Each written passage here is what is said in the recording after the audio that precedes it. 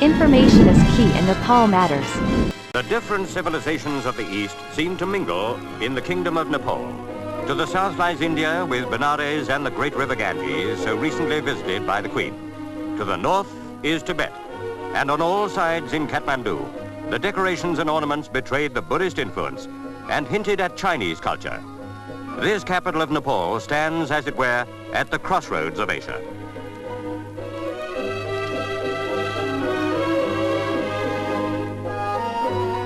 Refugees from Tibet can almost feel at home in Kathmandu.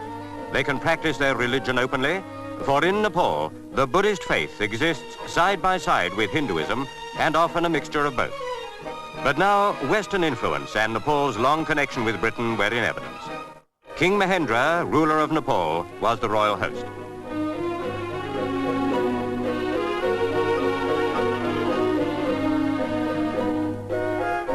People gathered hours before the Queen's aircraft was due.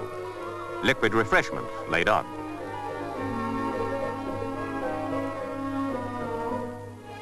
At the airport were the youthful King Mahendra and Queen Ratna. Not long ago, they were state visitors to Britain. Now it was Mahendra's turn to be host. He and his entourage were in full uniform to do the royal honors. As the airport is on the small side and the approach difficult, the Queen and Prince Philip traveled in a Dakota, a smaller plane than the Britannia and better suited to short runways. Mahendra's kingdom occupies territory a little over 500 miles in length, and Kathmandu lies among the fertile valleys sheltered by Himalayan foothills. Only a few days earlier, Her Majesty and the Duke had been in Bombay. Now they seem to be in another world, friendly to the West, but holding jealously to its own standard of values and beliefs. Almost everywhere, the sweet smell of incense proclaims the worship of Buddhism.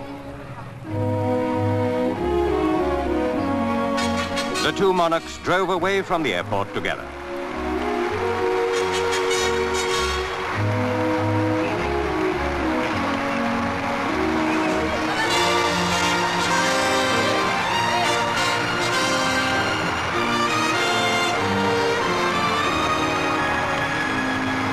Prince Philip was accompanied by Queen Ratna.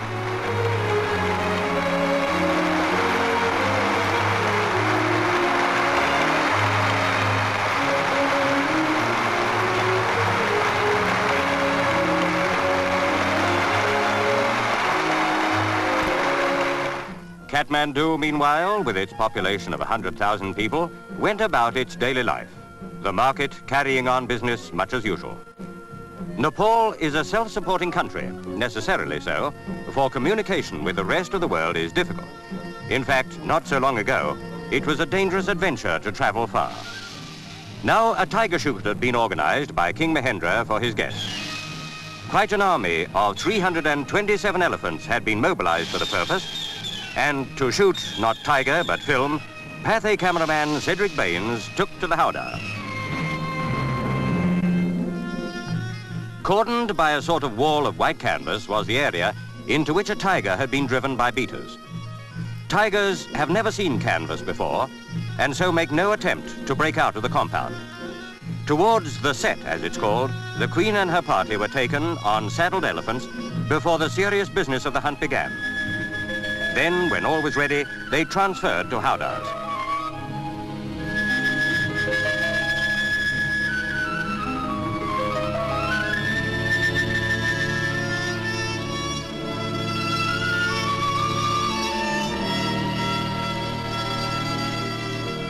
This is a land whose people have always lived under the menace of marauding tigers. The technique of hunting them, to keep their numbers within as safe bounds as possible, was perfected long ago.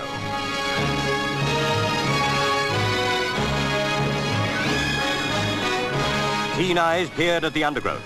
And yes, there was the tiger.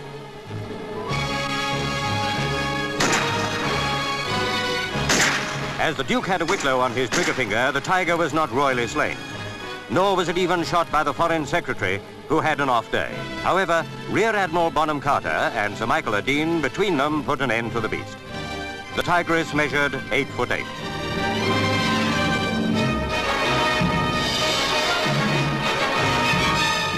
King Mahendra had fulfilled a time-honored obligation of a host in Nepal and provided the royal party with a tiger to shoot. But there was more hunting to come. The next prey was a rhino.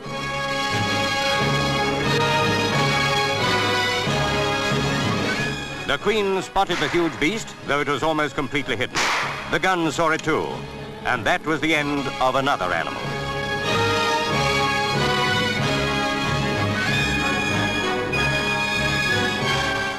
Nepal is the land of the Gurkhas, and at Pokhara, 200 veterans of world wars waited at the airfield to be presented to Her Majesty.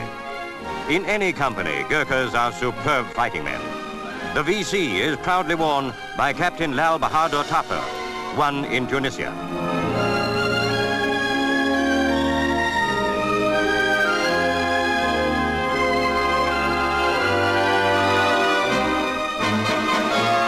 One of the senior warriors displayed a First World War discharge paper, bearing the photograph of George V, the Queen's grandfather. Great Britain can never adequately acknowledge her debt to the valiant Gurkhas. It was, unfortunately, now time for Her Majesty to bid goodbye to Nepal. With a host of most pleasant memories, she and the Duke left the romantic kingdom of King Mahendra.